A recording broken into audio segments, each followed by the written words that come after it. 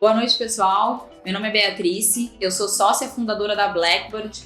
Eu tô aqui para apresentar um novo quadro que se chama Blackbird Convida. Aqui a gente vai basicamente trazer convidados novos todos os meses para contar um pouco dos cases, da história de cada um deles de empreendedorismo.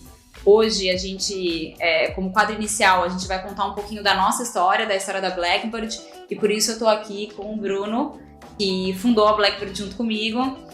Imagino que ele vocês já conheçam.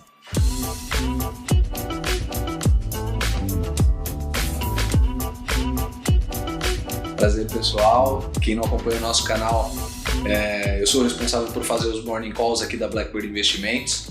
Então, vou colaborar com esse quadro nesse primeiro momento, junto com a Beatriz, para a gente contar um pouquinho da história da Blackbird e principalmente da onde a gente veio, né, o porquê que a gente criou o negócio da Blackbird e a história de empreendedorismo por trás de todo esse processo. É isso mesmo. Então, começando para contar um pouquinho para vocês, para a maioria das pessoas no mercado financeiro. Sou advogada, trabalhei com M&A durante um certo tempo. Nunca me apaixonei pelo direito e foi por isso que eu acabei fazendo essa migração para o mercado financeiro. Diferente da história do Bruno, que ele vai contar daqui a pouco, eu me inseri nesse mercado de uma maneira bem sem querer. Eu gostava bastante do que eu fazia quando eu via na ponta do financeiro, né, e não no jurídico, no M&A. E um dia um amigo que me conhece há muito tempo, sabia que eu tinha vontade de sair do direito, me ligou e contou que ele estava trabalhando num banco. E eu não esqueço desse dia, ele me ligou e falou: Tice, eu tô trabalhando em um banco e eu sei que você sempre quis mudar, que você quer mudar do direito e eu acho que tem uma oportunidade bacana para você aqui. Você quer que eu mande o seu currículo? E na hora eu fiquei muito animada e falei: quero. Foi nesse momento que ele mandou meu currículo pro BTG Pactual e eu tive uma oportunidade de fazer uma entrevista lá e fui contratada para trabalhar na área de investimentos, no Wealth do banco. E isso foi no ano de 2014.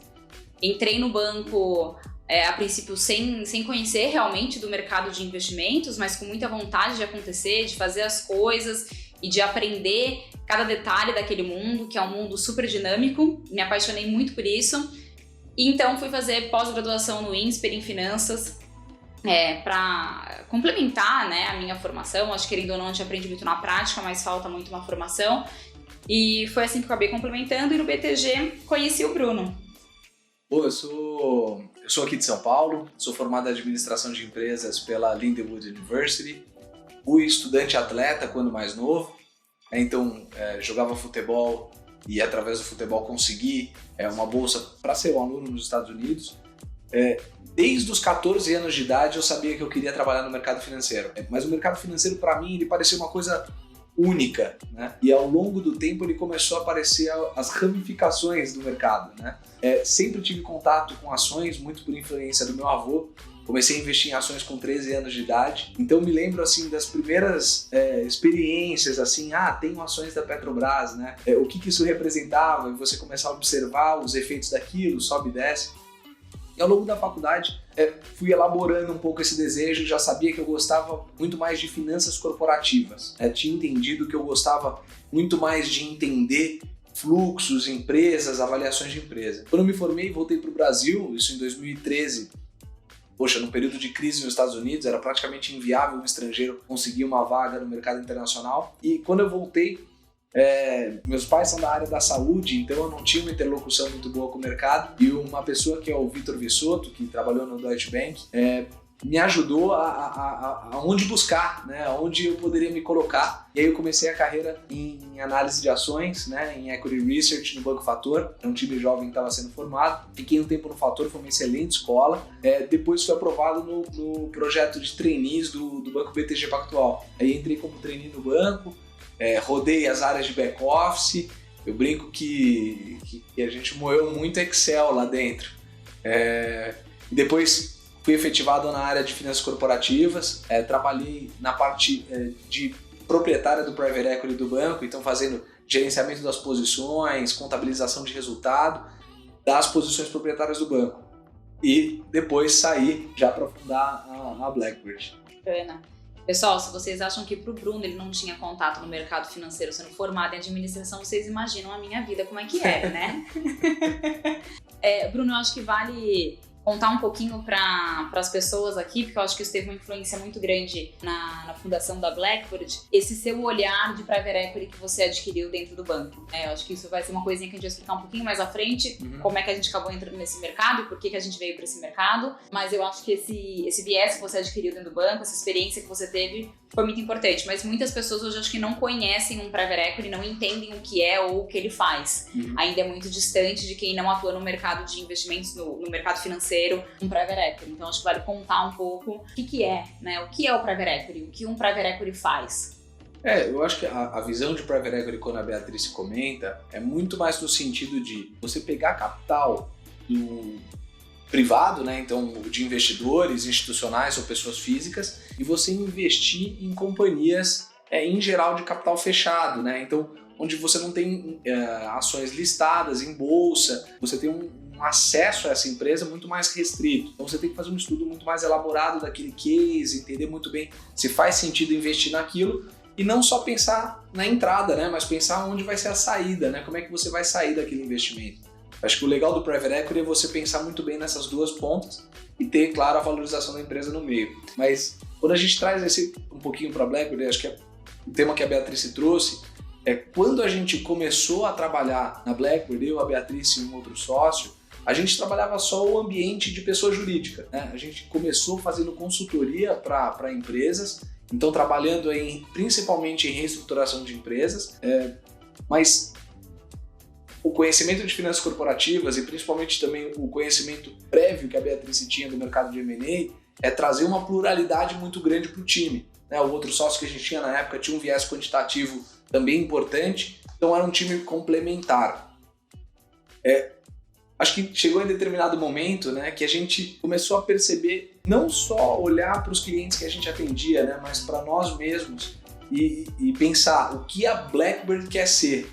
Né? E nesse momento, acho que esse viés de private equity veio muito à tona, né? O que a Blackboard quer ser, e não só o que queremos fazer com os nossos clientes, né? Exatamente. Acho que uma coisa que a gente brinca muito é que nós fazemos e fizemos um private equity com a nossa força humana, né? Eu acho que o nosso maior desafio diariamente de qualquer empreendedor é você fazer acontecer muito baseado na sua força de trabalho, né? Então, na sua capacidade intelectual e na sua capacidade braçal, muitas vezes, de executar determinadas tarefas numa intensidade muito forte, porque o empreendedorismo ele exige isso de você, uma intensidade muito grande. Não que eu imagine que as pessoas dentro de uma instituição elas não precisem de intensidade, mas quando a gente traz para o mundo de empreendedorismo, a intensidade ela tem uma força sobrenatural, né? Porque você acaba passando por muitos desafios que no dia a dia de uma grande instituição você não passa. Você toma muita porta na cara. Eu acho que essa é a maior lição que qualquer empreendedor pode contar, é que você vai tomar muita porta na cara. E como você segue? Como é que você continua empreendendo dia após dia? Porque o empreendedorismo ele não é uma tacada, né? Ele não é de uma vez. Todos os dias você empreende novamente. Todos os dias, em cada hora, em cada minuto, você tem um pequeno lance de empreendedorismo numa tarefa que você faz. Eu acho que contar um pouco pro pessoal aqui o que a gente viu nesse mercado, né? Como o Bruno disse, a gente começou trabalhando muito com pessoa jurídica, fazendo a reestruturação de empresas. Querendo ou não, você acaba lidando muito com os empresários. E no meio disso, muitos empresários acabaram perguntando pra gente, né? Poxa, o que vocês vendem de investimentos? O que vocês fazem com os seus recursos? Como vocês alocam? Como é que é o mercado de ações? Mercado financeiro só é ações?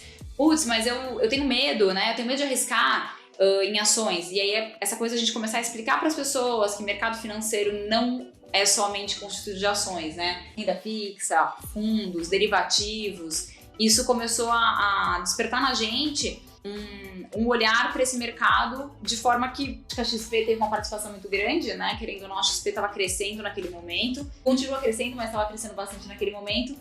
E a gente falou, putz, eu acho que tem uma oportunidade aqui, né? Eu acho que as pessoas estão carentes desse serviço. Tem muitas pessoas que já investem, mas são carentes, e tem outras que nem investem, né? Porque muitas vezes ter o seu dinheiro no banco não é estar investindo.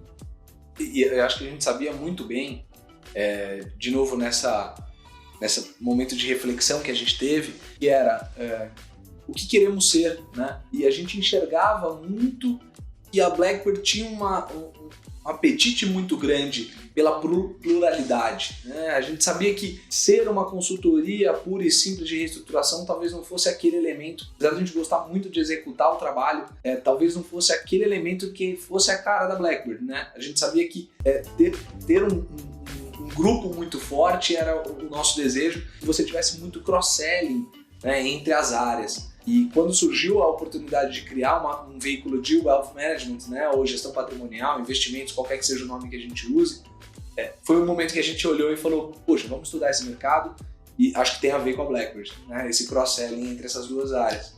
Sim. Eu acho que o cross-selling ele é muito grande entre as duas áreas e acho que quando a gente olha para o mercado de wealth, um grande chamariz é o fato de que todos os dias nós conhecemos pessoas novas. E o fato de conhecer novas pessoas faz com que nós estejamos em contato com novidades, né, com mais informações.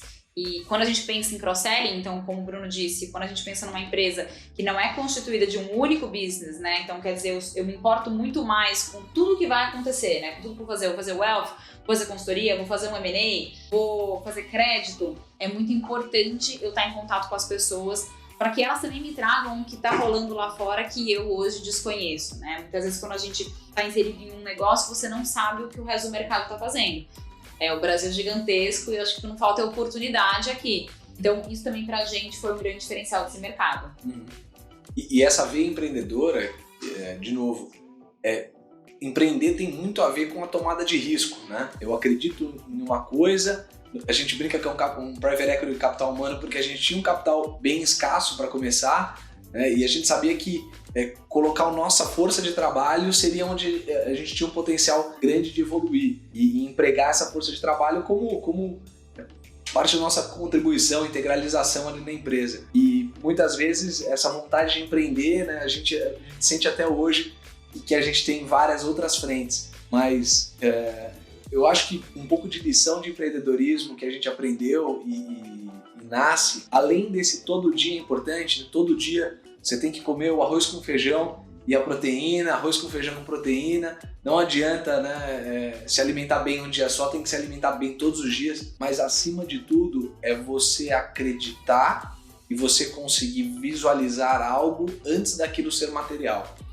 É você ter um sonho grande e correr atrás dele, mesmo não conseguindo enxergar ele na sua frente. Você imagina ele, sabe como ele deve ser, mas você não consegue enxergar, ele não é material. E você, mesmo assim, continua remando e remando e remando.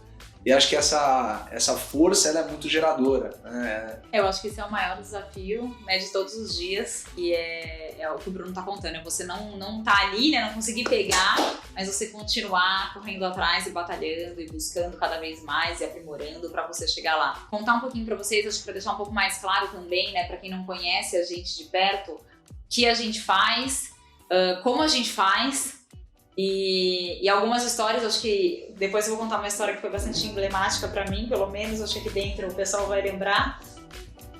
Então, o que a gente faz, né, basicamente hoje? Nós somos uma casa de wealth, tá? É por isso que vocês vão ver a gente se referir muito pouco a produto financeiro. A gente fala muito de gestão de patrimônio. Quando a gente pensa em gestão de patrimônio, uma coisa que é muito importante deixar clara para todos é: você também é patrimônio.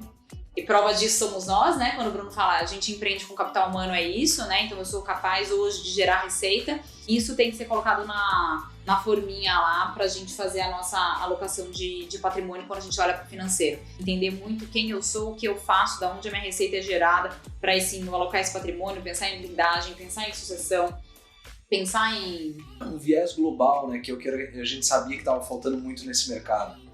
Quando a Blackbird nasceu, a gente começou a estudar muito o movimento, como foi o desenvolvimento do mercado americano de investimentos, né? Porque eles estão 30, 40 anos na nossa frente. E o que está acontecendo de movimento aqui dentro do Brasil?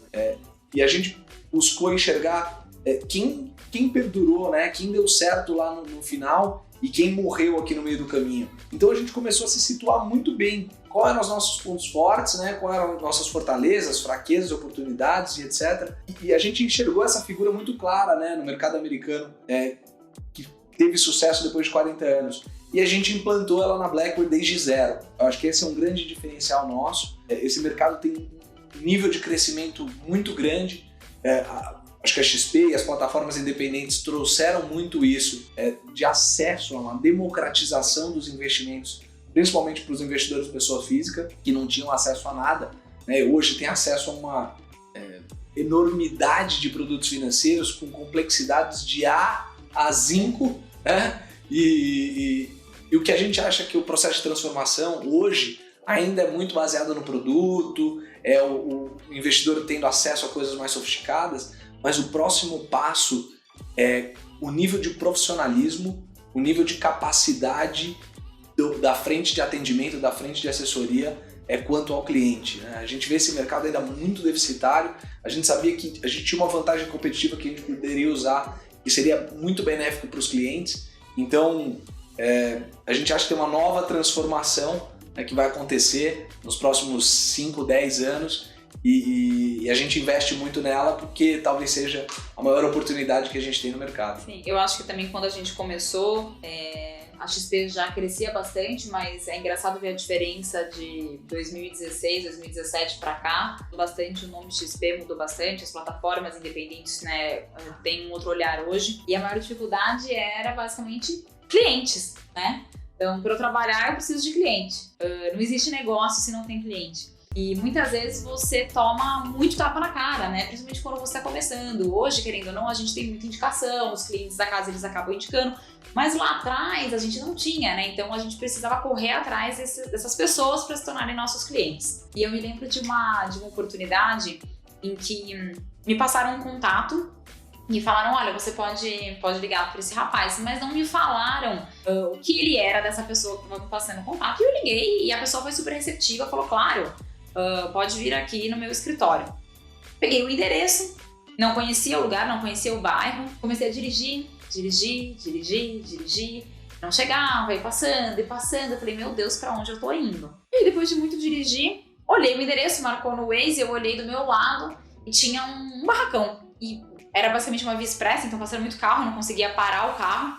Eu fiquei meio assustada, eu falei, ai meu Deus, né, onde é que será que eu tô? Será que é perigoso? Não sei. Liguei pra pessoa, falei, acho que eu tô aqui na frente, né, do endereço que você me deu, mas não tem lugar pra parar. Ele falou, claro, eu vou abrir pra você o portão e você entra, coloca o carro dentro, porque é perigoso deixar fora. Tá bom. Dei uma volta no quarteirão, ele abriu o portão pra mim e eu entrei, era uma fábrica. Então, distante aqui do centro de São Paulo, né, das regiões mais centrais, era uma fábrica. Entrei nessa fábrica e essa pessoa me recebeu super bem e eu fui descobrir por quê, né? Porque, na verdade, ele era primo da pessoa que tinha me passado o contato. E ele ficou muito, muito feliz, na verdade, né, comigo, de ter recebido esse telefonema através dessa pessoa. E conversando, ele falou pra mim, olha, Beatriz, eu não tenho recursos pra investir. Infelizmente eu não tenho, gostaria muito, tenho muito interesse, acho super importante, mas estou num momento de vida que eu não tenho, mas eu vou te ajudar. E aí ele começou a me passar uma série de contatos por WhatsApp. Eu fiquei super feliz, agradeci, saí de lá, cheguei no escritório e liguei para todos esses contatos. Um desses contatos me recebeu super prontamente, né, assim, no telefone, falou, claro, pode vir conversar comigo, ele é super amigo meu, a indicação dele eu aceito. E cheguei, fui numa empresa, fiquei esperando. Depois de 1 hora esperando, falei, bom, vou embora, né? Não aguentava mais esperar, tava tomando um chá de cadeira. Você lembra desse caso, né? Tava tomando um chá de cadeira absurdo. Falei, olha, vou embora. A secretária, não acredito, tal. Falei, tudo bem, depois eu ligo e remarco. No que eu tava no elevador, ele me ligou. Ai, Beatriz, desculpa, me enrolei. Espera um pouquinho que eu vou te atender, volta aqui. Tá bom, voltei. Fiquei mais 30 minutos, acho, 35 minutos esperando. Falei, não, agora chega, né? Peguei e falei, olha, me desculpa, realmente eu tenho horário, tenho outras coisas pra fazer. E depois a gente marca. Ele me pediu milhões de desculpas e tal, mas eu já tava, né, pula da vida. Fui embora, cheguei aqui no escritório. Falei pra Sharon, que é uma sócia nossa. Falei, não, o pessoal tá de palhaçada, né? Marca, deixa a gente esperando, tomando chá de cadeira, falta de respeito. E aí, o cara me ligou e falou, Beatriz, que vergonha, desculpa, isso não é do meu feitio. Volta aqui, eu quero te pagar um café e tal. Tudo bem. Voltei de novo pra falar com essa pessoa. E aí, ele sentou, me contou uma história de vida linda, muito bonita, mas resumo da ópera, ele falou que pra mim, não tenho dinheiro mais. O que eu tinha, eu doei, não tenho mais, mas eu vou te ajudar. E aí ele me passou uma lista em Excel, uma não, 2 listas de contato e falou, olha, você pode ligar para todas essas pessoas e usar o meu nome. Eu liguei, dessa lista vieram muitos clientes, clientes entre os maiores da casa, né, até hoje. Eu acho que nessa época foi o primeiro passo que a gente deu para atingir clientes bastante relevantes. E foi um caso que me marcou muito, porque se eu não tivesse insistido, né? Se eu não tivesse insistido em cada um desses, se eu tivesse desistido do cara na primeira vez, não tivesse voltado ali, eu não teria tido essa oportunidade. Então eu acho que quando a gente empreende, você tem... Acho que a primeira lição é você engolir o seu orgulho, né? E correr muito atrás. Muito risco e pouco ego. Muito risco e pouco ego, exatamente isso. Então acho que esse foi um caso que marcou muito, né? A nossa história de como o nosso dia a dia, né? Porque todos os dias são assim. E aí, quando você aprende isso, as coisas começam até a ficar mais fáceis, porque no próximo você já não liga se você tá tomando um chá de cadeira, você já remarca isso, já passa. Então, acho que esse foi um dos casos. Eu não sei se você lembra de algum caso seu que te marcou muito. Puxa, eu me lembro de vários. Tem um grande amigo meu que tinha trabalhado, como eu nunca tinha trabalhado na frente de pessoa física, né? Eu não sabia como encontraria, né, pessoas e potenciais investidores, ou como faria, né, esse primeiro contato. E um grande amigo meu trabalhou em um escritório famoso, né, de wealth, e falou, poxa, você, através do LinkedIn, você consegue se conectar com diversas pessoas, né? Então eu investi, elaborei bastante o LinkedIn e comecei a me conectar com pessoas e fazer uma interlocução ali com elas. E dessas interlocuções de LinkedIn, hoje eu tenho contatos relevantes e também surgiram alguns clientes, mas um foi muito característico, porque a gente trocou e-mails e etc. E ele não me recebia. E aí passaram-se 3 meses, eu voltei a mandar e-mail, poxa, vamos tentar marcar um café, né, se conhecer, bater um papo. E quem sabe, né, se vier fazer negócio, ótimo, né? É claro que eu queria um negócio, mas é óbvio que o networking também é válido. Mas depois de 6 ou 8 meses, se eu não me engano, essa pessoa espontaneamente me mandou um e-mail, né? E pediu para marcar. E depois de N coincidências, se tornou cliente, é cliente até hoje. Poxa, adoro o nosso trabalho.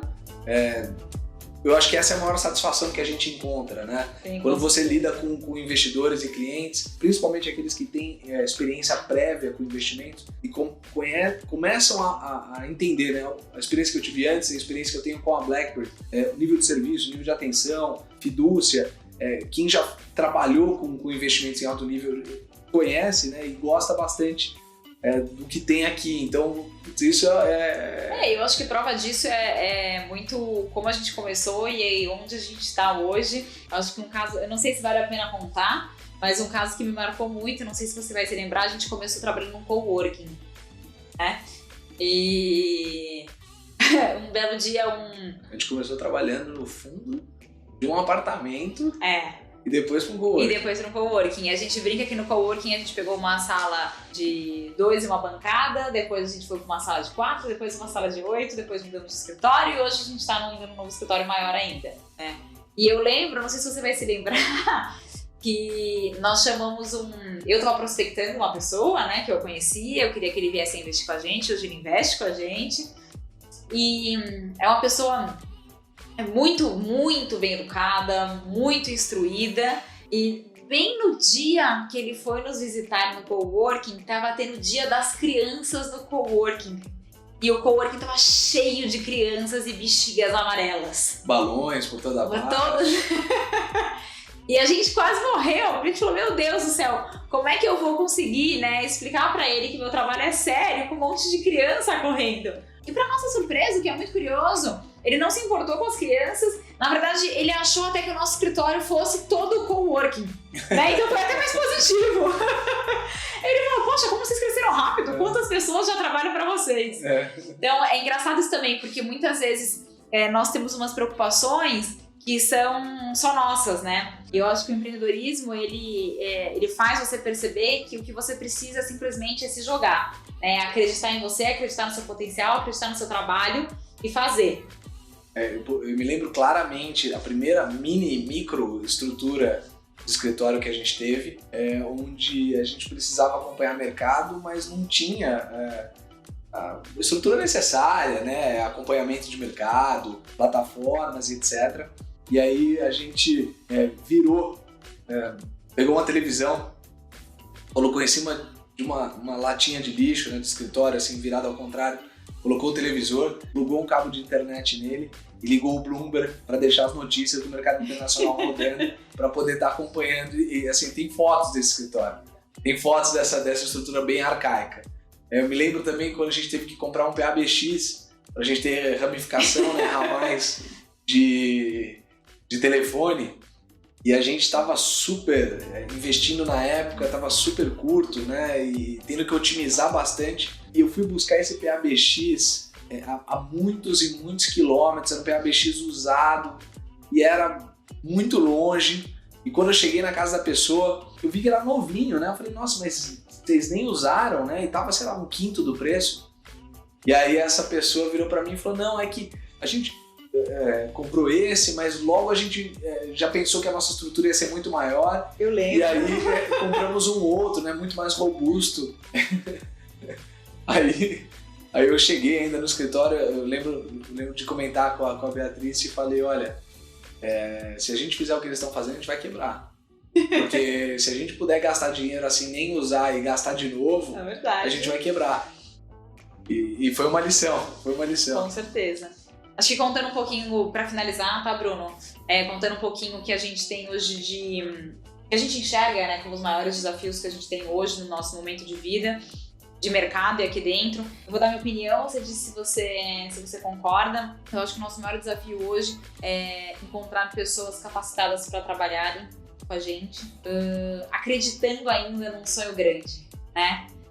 Querendo ou não, acho que você disse isso, esse mercado é um mercado que tá se enchendo bastante, né? Muitas pessoas estão se tornando assessores de investimento, mas a gente tem entrevistado muito e a gente, na maioria das vezes, não vê qualidade nessas pessoas, né? Então hoje, acho que o momento de mercado atual as pessoas estarem se conscientizando que podem investir, também com a nossa taxa de juros aí cada vez mais para baixo, as pessoas terem uma preocupação em rentabilizar o dinheiro, então saindo aí de bancos e buscando uma alternativa, mas ainda, na minha visão, muito vendidas em relação aos profissionais. E o nosso grande desafio hoje é encontrar essas pessoas para integrarem o time. Né, acho que assim, todas as pessoas que trabalham hoje com a gente fez uma triagem gigantesca, né, e procurou muito a fundo cada uma delas, para que elas gerem o valor que a gente busca, mas ainda assim, eu sinto que hoje é nosso maior desafio. Não é cliente, não é mercado, são pessoas. Eu concordo com você, eu me lembro até um dia que eu estava nas mídias sociais, né, e basicamente fiz um post para conversar com pessoas falando, poxa, nos últimos 8 meses tive presente em mais de 140 entrevistas e na época a gente tinha contratado 2 pessoas. Então passar por 140 entrevistas presenciais, contratar 2 pessoas, depois de ter feito uma triagem de currículo e tudo, era realmente um desafio gigante. Eu vou mais além, acho que não é só a questão de qualidade dessas pessoas, né? Mas são pessoas focadas no longo prazo de verdade. O que a gente mais encontra são pessoas que têm um super interesse no curto prazo, não estão pensando de verdade no longo, que é onde está o retorno de verdade, né? Onde está a cereja mesmo, no longo. E a gente sonha muito grande aqui. A gente precisa de pessoas que tenham, além de capacidade intelectual, muita resiliência, né? Não é uma corrida de 100 metros, é uma maratona. A gente sabe disso, o que a gente quer fazer e onde a gente quer chegar. Não adianta só saber executar muito bem aquela tarefa específica, tem que ser capaz de aprender novas coisas, né? Ter outros skills que possam colaborar com o crescimento da empresa. Então, tem se tornado um desafio cada vez maior encontrar pessoas com perfil e que sonhem grande assim como a gente sonha. Eu acho que é isso, eu concordo. Hoje o mercado está crescendo muito, né? Acho que o Bruno comentou isso, é um mercado que ainda vai mudar bastante. Está mudando, mas ainda vai mudar muito na nossa visão. Tem muita coisa para acontecer. As pessoas estão investindo diferente, mas ainda é muito pouquinho.